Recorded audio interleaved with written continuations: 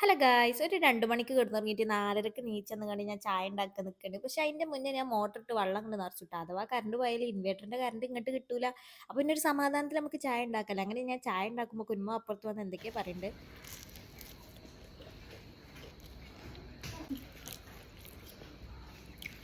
പിന്നെ ഞാൻ പഴംപൊരിയൊക്കെ തിന്നു. ആ പഴംപൊരി ഉണ്ടല്ലോ ഭയങ്കര ക്രിസ്പി കേട്ടോ, ഭയങ്കര സൗണ്ട് ഉണ്ടായിരുന്നു അത് തിന്നപ്പോൾ, നല്ല രസം ഉണ്ടായിരുന്നു.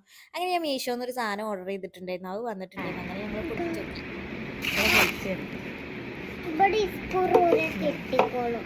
ഇതിന് എഴുതി വെച്ച പോലെ ഇട്ടാല്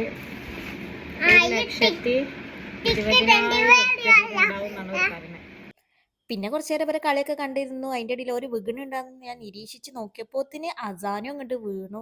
നെറ്റിമലൊക്കെ മുറിയായിട്ടുണ്ടായിരുന്നു കേട്ടോ. ഇന്നലെ വീണിട്ടുണ്ടായിരുന്നു. ഇന്നലെ മിഞ്ഞാന്നൊക്കെ വീണു അവൻ്റെ കൈമ മുറിയായിട്ടുണ്ടായിരുന്നു. ഇപ്പം ഇന്ന് നെറ്റിമലാണ്.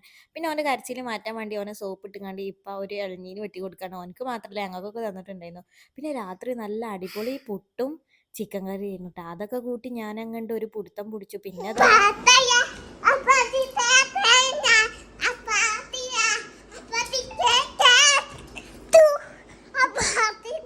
ഇതൊക്കെ കഴിഞ്ഞിട്ട് പോയി കിടന്നുറങ്ങി. അത്രേ ഉള്ളൂ. Tata bye bye, see.